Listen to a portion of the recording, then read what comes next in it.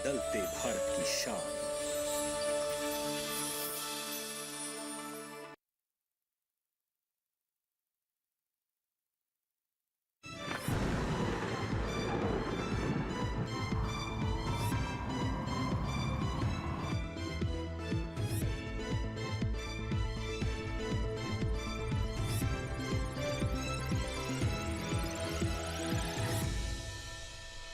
नमस्कार, आप देख रहे हैं दूरदर्शन किसान मौसम खबर में आप सभी का स्वागत है। मैं हूं आपके साथ ज्योत्सना।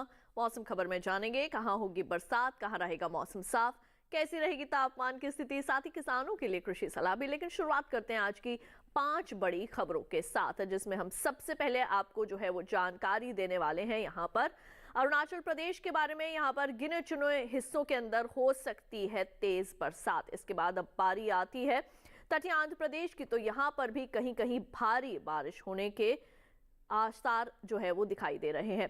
रायलसीमा की ओर रुख करते हैं तो यहाँ पर बिजली की चमक के साथ तेज हवाएं चलने का अनुमान है। और इसके साथ ही हम अब आपको जानकारी देंगे तमिलनाडु की, तो यहाँ पर छिटपुट जगहों पर जो है वो बरसात हो सकती है। और अंत में बात करेंगे हम यहाँ केरल की, तो यहाँ पर बिजली की चमक के साथ तेज हवाएं चलने के अनुमान लगाए जा रहे हैं।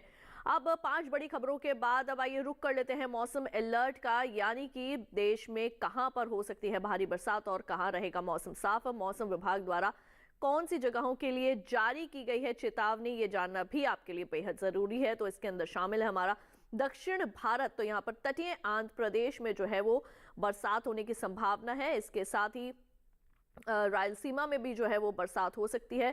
तमिलनाडु पुडुचेरी में भी वर्षा होने के अनुमान जो है वो लगातार बने हुए हैं। और केरल में तेज हवाओं के साथ जो है वो कहीं जो है वो बरसात हो सकती है।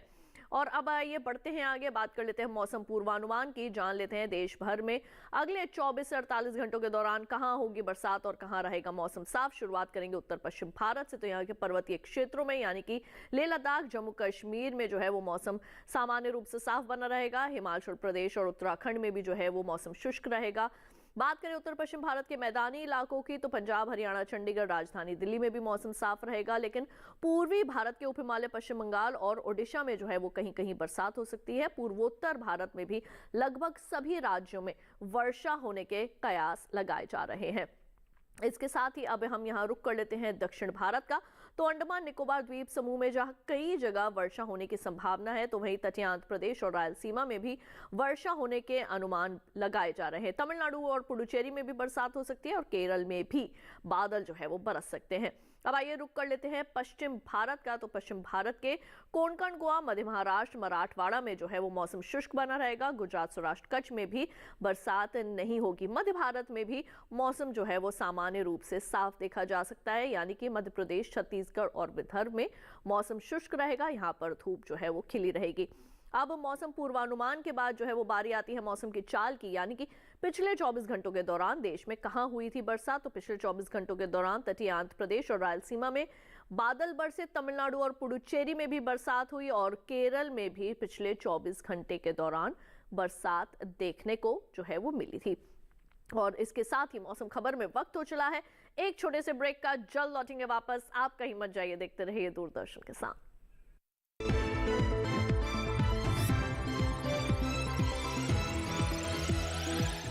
रोज सब्जी का स्वाद बढ़ाए और घर वालों का प्यार पाए। गोल्डी सब्जी मसाले, जहाँ जाए रिश्ते बनाए, गोल्डी मसाले। Got it. सोचिए, अगर असल जिंदगी में ऐसी हालत हो तो कितनी मुश्किलें होती हैं, लेकिन शुक्र है बैंकिंग के लिए नहीं। अगर आपकी उम्र 70 साल से अधिक हो या आप दिव्यांग हो, तो बैंक आपको कुछ जरूरी बैंकिंग सुविधाएं घर बैठे बैठे दे सकता है। आरबीआई कहता है, जानकार बनिए, सतर्क रहिए।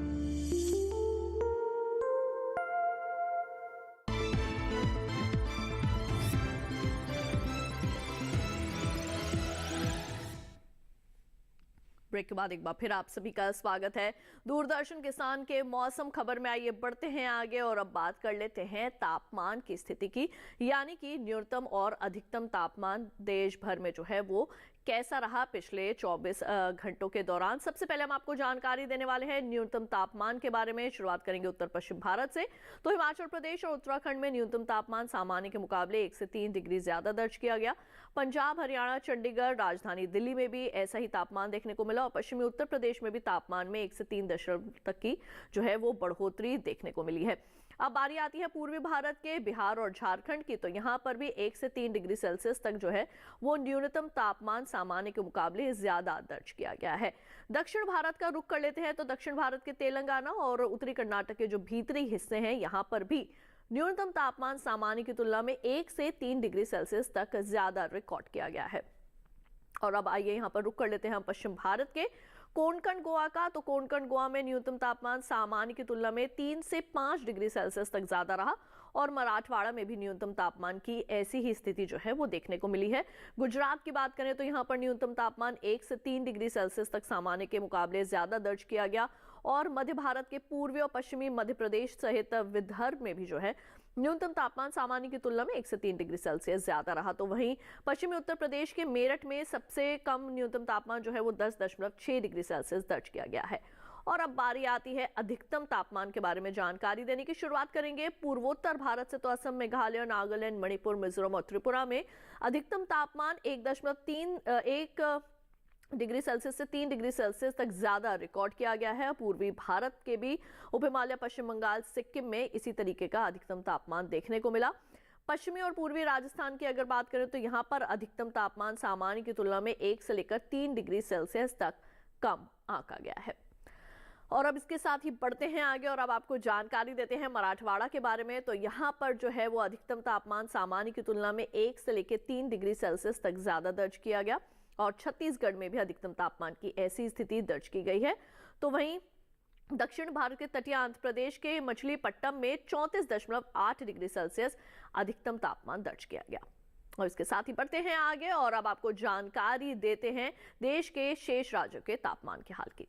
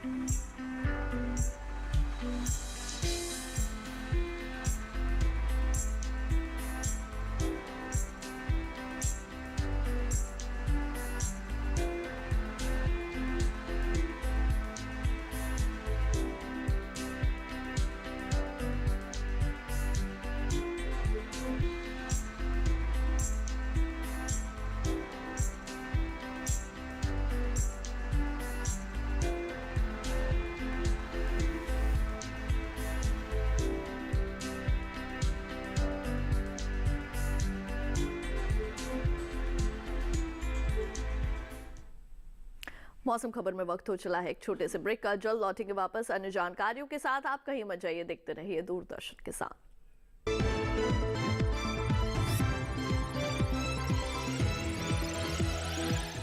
रोज सब्जी का स्वाद बढ़ाए और घर वालों का प्यार पाए। गोल्डी सब्जी मसाले। जहाँ जाए रिश्ते बनाए गोल्डी मसाले।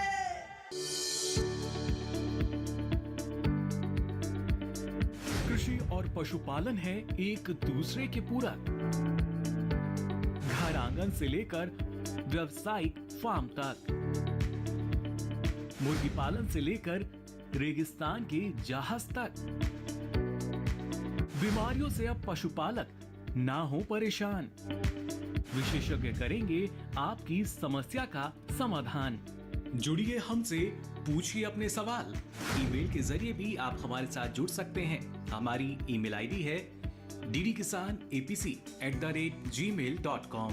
हमारे टोल फ्री नंबर हैं 1800-113060 और 1800-113061। देखिए अपना पशु चिकित्सक हर रविवार शाम 6:30 बजे दूरदर्शन किसान चैनल पर।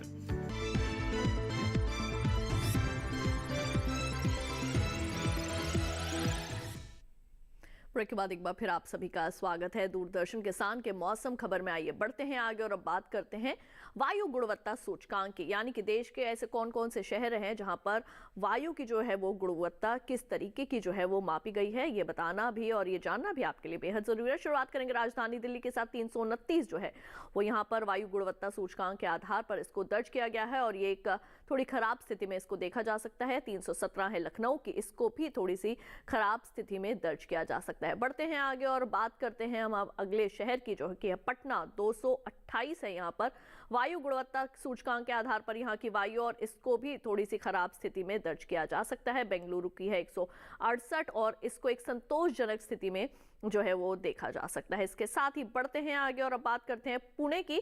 यहाँ पर 139 जो है दर्ज की गई है यहाँ की वायु, इसको संतोषजनक स्थिति में दर्ज किया जा सकता है। बढ़ते हैं आगे हैदराबाद की बात करें। 88 है यहाँ पर, क्योंकि यह लगातार जो है वो बरसात हो रही है, इसके चलते वायु प्रदूषण जो है वो यहाँ पर कम है। कोलकाता की बात करें 190, इसको भी संतोषजनक स्थिति में जो है देखा जा सकता है। और अब बढ़ते हैं आगे, बात करते हैं मुंबई की। यहाँ पर भी थोड़ी खराब स्थिति को देखते हुए 241 मुंबई की जो है वो वायु मापी गई है।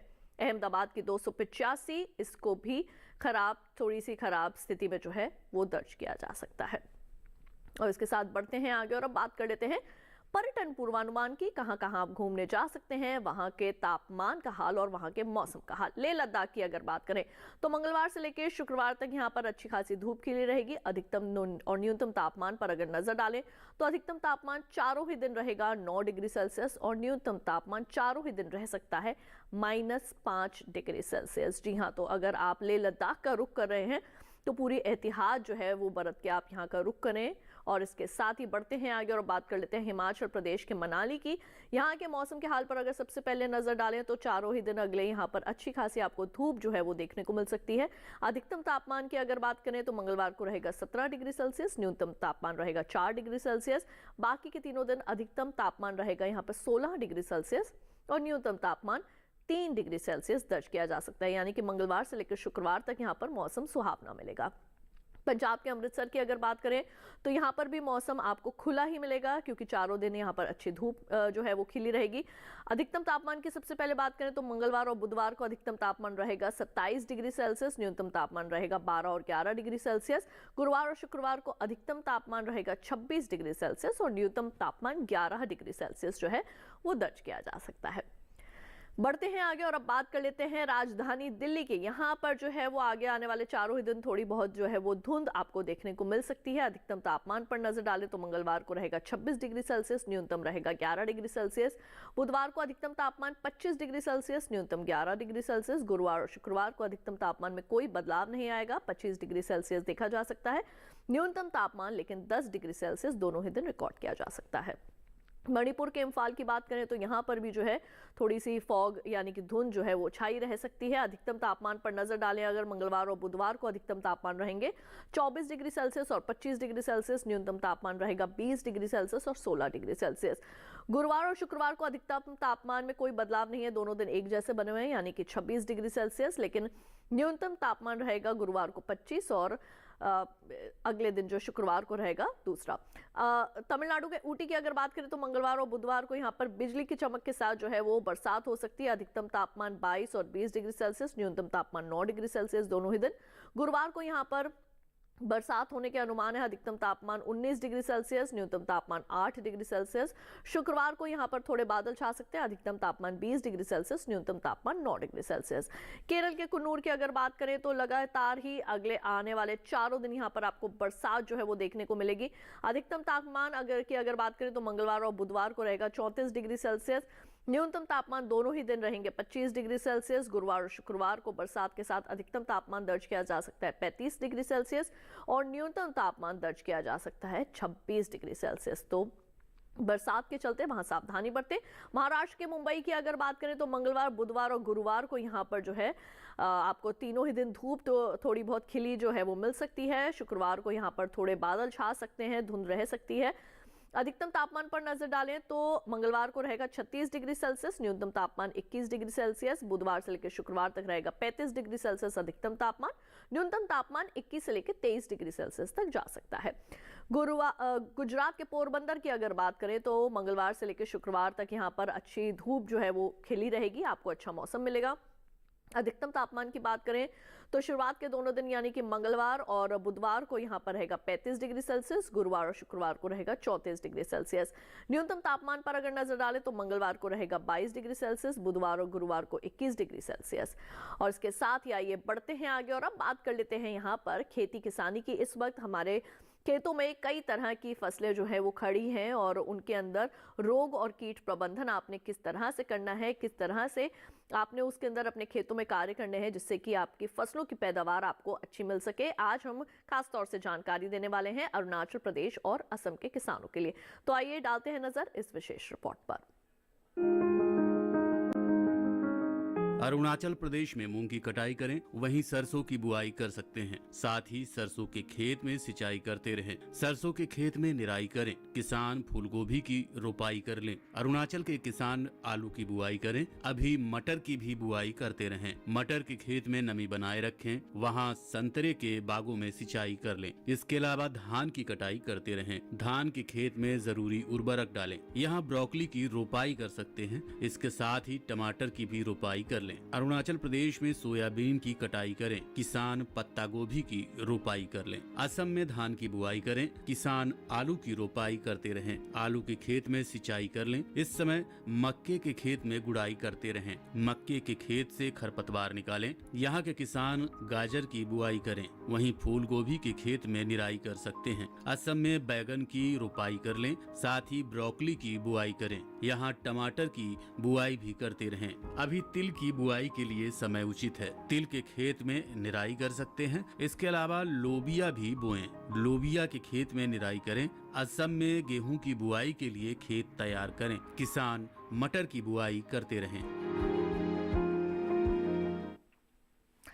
तो अभी आपने जाना कि हमारे असम और अरुणाचल प्रदेश के किसान हमारी जो इस वक्त खेत में खड़ी फसलें हैं उनके अंदर क्या कुछ कार्य करने की आवश्यकता है, कौन सी फसल में निराई गुड़ाई करनी है और किन फसलों में से खरपतवार नियंत्रण करना है। इसके साथ ही आइए बढ़ते हैं आगे और अब बात कर लेते हैं आज की फसल की।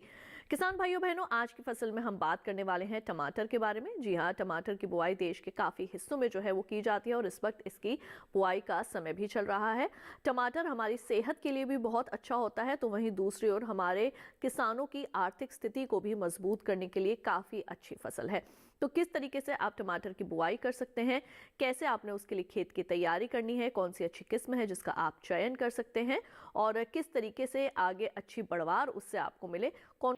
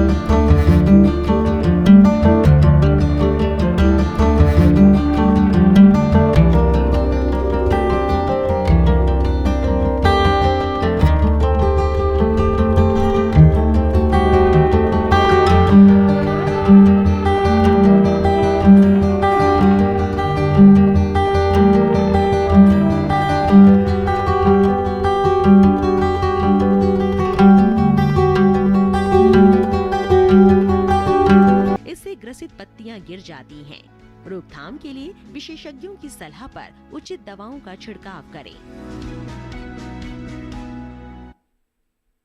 तो अभी आपने हमारी इस विशेष रिपोर्ट में जाना कि टमाटर की बुआई करते टाइम कौन कौन सी ऐसी मुख्य बातें हैं जिनको आपने ध्यान में रखना है, यानी कि किस तरीके की मिट्टी होनी चाहिए और कतार से कतार की दूरी कितनी होनी चाहिए, पौध से पौध की दूरी कितनी होनी चाहिए, कौन सी अच्छी किस्म है जिसका आप चयन कर सकते हैं। और इसके साथ ही जिन हमारे किसान भाइयों ने इस वक्त टमाटर की रोपाई की हुई है तो निराई गुड़ाई का इसके अंदर किस तरीके से आपने निराई गुड़ाई करनी है और इसके साथ ही कौन कौन से इसमें रोग लग सकते हैं और कैसे आपने उनकी रोकथाम करनी है। तो ये रिपोर्ट न केवल हमारे उन किसानों के लिए है जो अभी इसकी रोपाई जो है टमाटर की वो कर रहे हैं, बल्कि उन किसानों के लिए भी काफ़ी महत्वपूर्ण है जो अभी इसकी रोपाई कर चुके हैं और अब कौन कौन सी आगे स्थितियां आ सकती हैं और कैसे उनका ख्याल रख सकते हैं। तो अभी हमने आपको तमाम जानकारियां दी कि किस तरीके से आप टमाटर की रोपाई करें और कैसे अपनी फसल का ख्याल रखें। इसके साथ ही आपको बता दें कि अगर आप मौसम खबर को दोबारा से देखना चाहते हैं तो टीवी स्क्रीन पर दिखाए जा रहे इस QR कोड को स्कैन कीजिए। इससे आप सीधे हमारे YouTube चैनल पर चले जाएंगे, वहां जाकर आप ले सकते हैं मौसम का हाल मौसम खबर के साथ। और इसके साथ ही आज के लिए मौसम खबर में बस इतना ही। उम्मीद है मौसम खबर से आप सभी को मदद मिल रही होगी।